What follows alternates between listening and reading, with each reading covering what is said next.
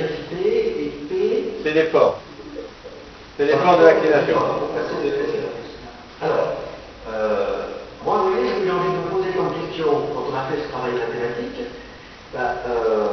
est-ce que si à un moment donné j'ai à choisir entre plutôt essayer de mettre un budget pour améliorer le vaccin, ou plutôt pour vacciner plus de personnes, est-ce que cette formule peut aider un décideur à prendre de telles décisions?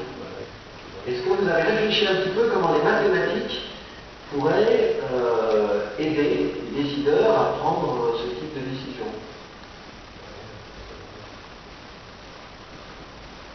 Bon, une première réponse serait d'améliorer par exemple la stratégie de vaccination. Peut-être pas toujours vacciner un plus grand nombre, mais trouver une stratégie qui permet d'arriver à un point d'équilibre où la maladie peut être maîtrisée.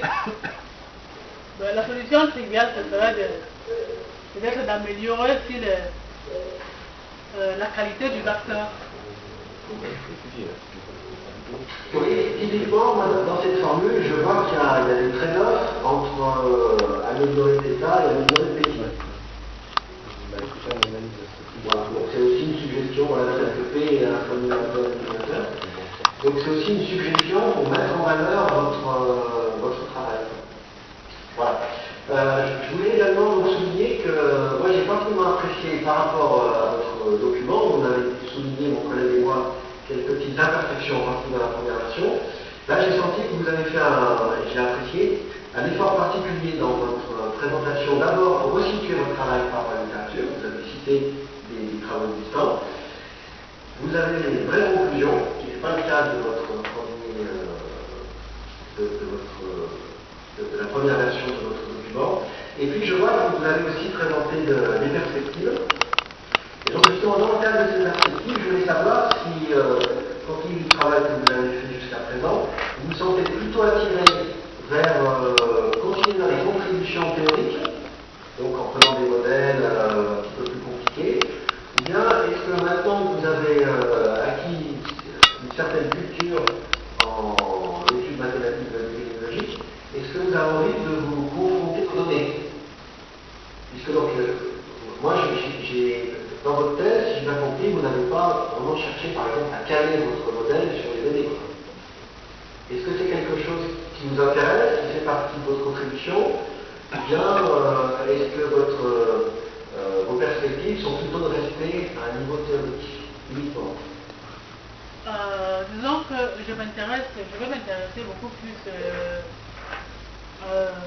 à la confrontation des modèles aux données, et que au cours de ces travaux de thèse, il était question par exemple, de prendre les données à partir du Sénégal.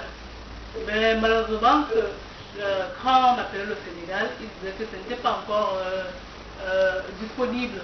Mais en fait, a priori, avant, on avait pour objectif d'utiliser les essais vaccinaux du Sénégal et du Burkina Faso.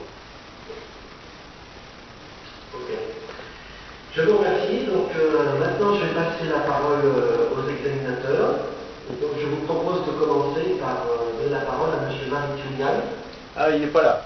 Il est ministre maintenant. Aboussen et Marie-Tonian sont absents, excusez. Marie-Tonian est devenu ministre de l'enseignement supérieur au Sénégal.